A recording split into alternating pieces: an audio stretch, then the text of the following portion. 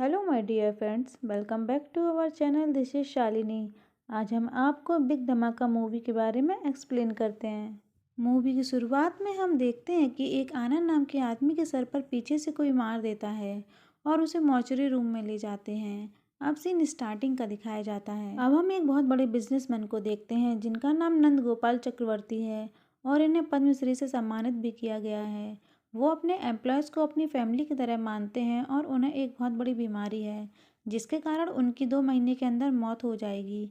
इसलिए वो सारे शेयर्स एम्प्लॉय को देने के लिए बोलते हैं। मूवी में हमें जेपी नाम का आदमी दिखाया जाता है जो एक आदमी को मारते हुए बोलता है कि नंद गोपाल की कंपनी का कोई मालिक नहीं है, ये कंपनी हमें छीननी होगी।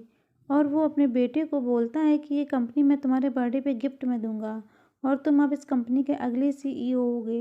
अब हम देखते हैं कि स्वामी नाम का आदमी सिलेंडर लेके आता है और वो गुंडों को बहुत मारता है। तब वो गुंडे बोलते हैं कि तुम हमें क्यों मार रहे हो। तभी स्वामी अपने पापा को वीडियो कॉल करके दिखाता है और वो गुंडे बोलते हैं कि हमें तो इनकी प्रॉपर्टी चाहिए थी। फिर स्वामी के पापा स्वामी की माँ को बुलाते हैं स्वामी की फाइटिंग देखने के लिए।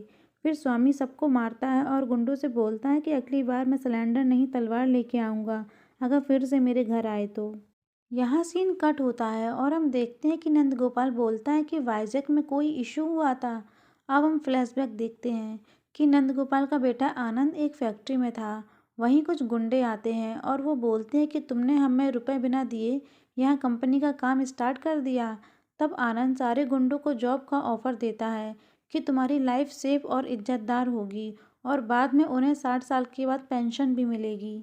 अब वो सारे गुंडे आनंद के साथ काम करने के लिए तैयार हो जाते हैं। दूसरी तरफ हम स्वामी को देखते हैं जो अपनी बहन की शादी के लिए लोन लेने आता है, बट उसके कंपनी वाले उसे ही जॉब से निकाल देते हैं क्योंकि उसने गुंडों को मारा था। अब स्वामी की बहन का फियोंसे खुद शादी में पैसे लगाने के लिए बोलता है तो स्वामी के पापा मना कर देते हैं कि मेरा बेटा सब देख लेगा। फिर स्वामी अपने पापा को बताता है कि मुझे जॉब से निकाल दिया गया। तब स्वामी के पापा बोलते हैं कि अब ये शादी कैसे होगी। बाद में स्वामी का दोस्त बोलता है कि मैंने तुम्हारा लोन कैंसिल नहीं होने दिया, बट तुम जल्दी से अपनी जॉब देख लेना। यहाँ सीन चेंज होता है और नंद गोपाल का पीए बोलता है कि सर आनंद को अगला सीईओ बना दीजिए। तो नंद गोपाल का भाई बोलता है कि आनंद सीईओ बनना नहीं चाहता, मेरा बेटा सीईओ बन जाएगा और उसने अमेरिका से एमबीए भी कंप्लीट कर लिया। तभी आनंद वहाँ आ जाता है और बोलता है कि विक्रम ही सीईओ बनेगा। तभी नंदगोपाल आनंद को लड़की की फ़ोटो दिखाता है और बोलता है कि मैं तुम्हारे मरने से पहले शादी कराना चाहता हूँ। आनंद बोलता है कि 1 महीने बाद आपका बर्थडे है और हम वाईजैक की फैक्ट्री खोलकर हज़ारों लोगों को जॉब देंगे। मुझे पहले यही करना है, उसके बाद मैं खुद का सोचूंगा। दूसरी तरफ हम देखते हैं कि स्वामी इंटरव्यू देने जाता है। वहीं स्वामी की बहन सुब्बू कॉफ़ी पीने के लिए स्वामी को बुलाती है तो स्वामी कॉल कट कर देता है और बोलता है कि मैं बिज़ी हूँ। इंटरव्यू में स्वामी से मैनेजर पूछता है कि तुम्हें पहली जॉब से क्यों निकाला। तो स्वामी के पास सुब्बू का कॉल बार बार आता है। तभी मैनेजर बोलता है कि यही कारण है तुम्हें जॉब से निकालने का। स्वामी अपने मोबाइल को देखता है तो उसकी बहन ने उसे हेल्प का मैसेज भेजा था और वो वहाँ से चला जाता है। जब स्वामी उस लोकेशन पर पहुँचता है तब वो देखता है कि प्रणवी नाम की लड़की को गुंडों ने घेर रखा है। वो स्वामी को बताती है कि वो यहाँ खाना खिलाने आई थी और वो स्वामी की बहन की दोस्त है। कॉफ़ी पीते टाइम दोनों के फ़ोन एक्सचेंज हो गए थे, तभी मैंने आपको मैसेज किया। स्वामी को प्रणवी बहुत अच्छी लगती है पर प्रणवी स्वामी को भैया बोल रही थी। तो स्वामी वहाँ से वापस जाने लगता है और प्रणवी से बोलता है कि अगर वो भैया नहीं बोलेगी तभी वो उसकी हेल्प करेगा। तो प्रणवी हेल्प लेने की वजह से हाँ कर देती है। फिर स्वामी एक एक करके सबको मारता है और उन गुंडों के बॉस को भी मारता है। स्वामी प्रणवी को प्रपोज करता है और बताता है कि जिसे वो पहले पसंद करता था वो किसी अमीर लड़के के साथ भाग गई और वो बहुत सारी बातें बताता है। प्रणवी को अपने घर आने के लिए भी स्वामी बोलता है। नेक्स्ट डे में दिखाया जाता है कि जेपी नंद गोपाल के पास जाता है और उसे धमकी देने लगता है। कंपनी को बेचने के लिए जेपी करोड़ों रुपए का ऑफर करता है पर नंद गोपाल बेचने से मना कर देता है। तो जेपी बोलता है कि डरा धमका के या जान से मारने से जैसे भी देना चाहो सोच के बता देना। नंद गोपाल अपने पीए से ये सारी बातें आनंद को ना बताने के लिए बोलता है। अब प्रणवी स्वामी के बारे में अपनी माँ को बताती है तो प्रणवी की माँ पूछती है कि उसके पास जॉब है। तो प्रणवी बोलती है कि मुझे नहीं पता। तो प्रणवी की माँ बोलती है कि तुम्हारे पापा कभी नहीं मानेंगे। फिर प्रणवी के पापा आते हैं और प्रणवी से कहीं चलने के लिए बोलते हैं और उसे बताते हैं कि मैंने तुम्हारे लिए एक लड़का देखा है। प्रणवी के पापा उस लड़के के ऑफिस लेके जाते हैं और आनंद को दिखाते हैं। तो प्रणवी को लगता है कि ये स्वामी है और वो बहुत खुश हो जाती है। प्रणवी के पापा बताते हैं कि आनंद के पापा और वो दोस्त हैं। आनंद प्रणवी से थोड़ी देर बात करता है और उसका नंबर मांग लेता है। फिर सुब्बू प्रणवी से बोलती है कि मेरा भाई तुम्हारा नंबर मांग रहा है, मैं उसे तुम्हारा नंबर दे दूँ। तब प्रणवी बताती है कि मैंने आज ही ऑफिस में नंबर दे दिया। सुब्बू बताती है कि उसका भाई अभी कोई जॉब नहीं कर रहा और वो बहुत दिन से ऑफिस नहीं जा रहा है। तो प्रणवी पूछती है कि तुम्हारे पापा बहुत बड़े बिजनेसमैन हैं। तब सुब्बू बताती है कि वो एक कंपनी में एम्प्लॉय थे और अब वो रिटायर्ड हैं। रणवी अपने पापा के पास जाकर लड़के का नाम पूछती है। तब वो उसका नाम आनंद बताते हैं और कहते हैं कि वो उस कंपनी का सीईओ बनने वाला है। ये बात रणवी अपनी माँ को बताती है और कहती है कि स्वामी और आनंद अलग अलग हैं। तब उसकी माँ बोलती है कि तुम दोनों में देखो कि तुम्हें कौन सा लड़का पसंद करता है और किसकी फैमिली तुम्हें एक्सेप्ट करती है।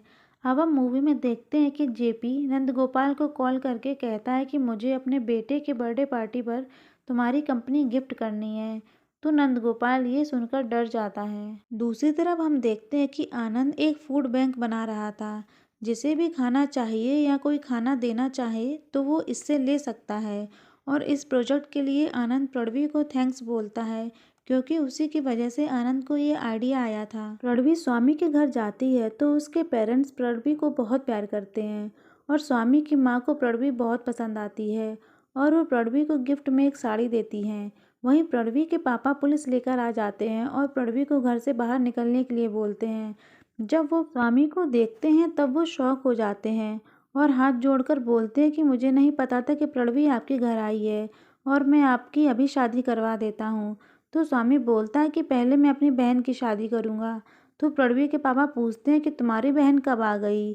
तभी वहीं स्वामी के पापा आ जाते हैं जिससे स्वामी के पापा बोलते हैं कि ये मेरा बेटा है। तो प्रणवी के पापा प्रणवी को वहाँ से लेके चले जाते हैं। अब यहाँ सीन चेंज होता है और हम देखते हैं कि Nand Gopal next CEO announce करने के लिए बोलता है।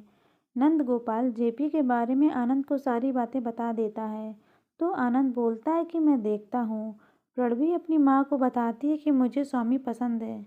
वहीं प्रणवी के पापा कुछ गुंडों को स्वामी को मारने के लिए भेजते हैं। अब जेपी नंद गोपाल के ऑफिस पहुंच जाता है और बोलता है कि इस कंपनी को तो मैं अपने नाम करूंगा और आज किसी को तो मारना है और बताता है कि मेरा बेटा तुम्हारे बेटे को मारने के लिए गया है।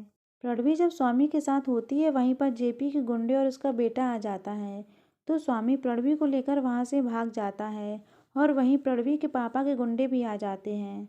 जेपी नंद गोपाल से बोलता है कि तुम अपने बेटे को कॉल कर लो। वहीं प्रणवी स्वामी के पापा को कॉल करके बोलती है कि आनंद या स्वामी पता नहीं कौन है ये, पर इसकी जान खतरे में है।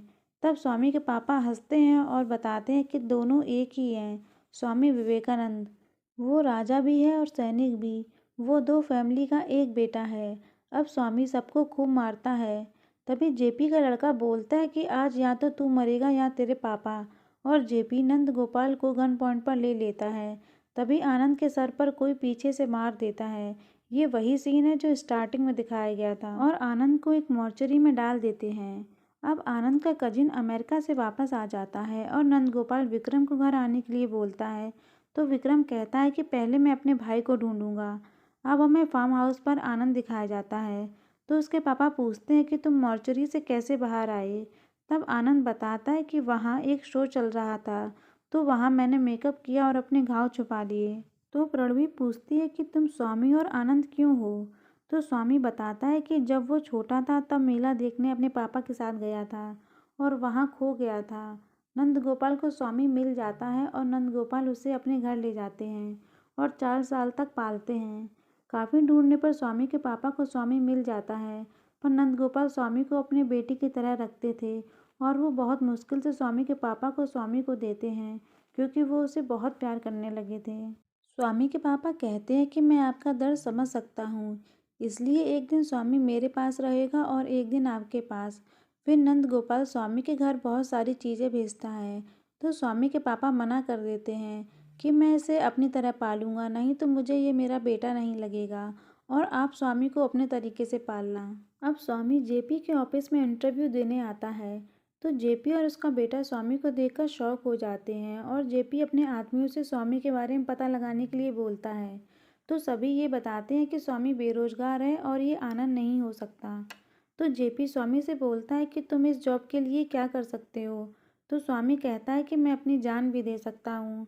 तो जेपी गन दे देता है और स्वामी खुद को शूट करने लगता है, पर उसमें गोली नहीं थी। तो जेपी को उस पर विश्वास हो जाता है और उसको 2 लाख पर मंथ जॉब देने के लिए बोलता है और कहता है कि तुम्हें नंद गोपाल की कंपनी का सीईओ बनना है। तो स्वामी हाँ बोल देता है। जेपी कहता है कि मैंने करोड़ों रुपए ऑफर किए थे कंपनी लेने के लिए, पर मेरा काम सिर्फ 2 लाख रुपए में हो जाएगा। फिर जेपी स्वामी को स्पीच याद करने के लिए देता है और कहता है कि तुम सीईओ बनने के बाद हमारे पास आना और ट्रांसफ़र पेपर पर साइन कर देना। तब स्वामी स्पीच देता है और बोलता है कि मुझे याद है कि इस कंपनी में स्टार्टिंग में मेरे एम्प्लॉयज़ स्टाफ ने बिना सैलरी के भी काम किया था। आप हमारे परिवार की तरह हो। तो मैं अपने कंपनी के 50% शेयर्स कंपनी के एम्प्लॉयज़ को देना चाहता हूँ और 50% शेयर्स चैरिटी में। कंपनी के सारे एम्प्लॉयज़ बहुत खुश होते हैं और स्वामी बोलता है कि अब इस कंपनी में कोई एम्प्लॉय नहीं है, सब मालिक हैं।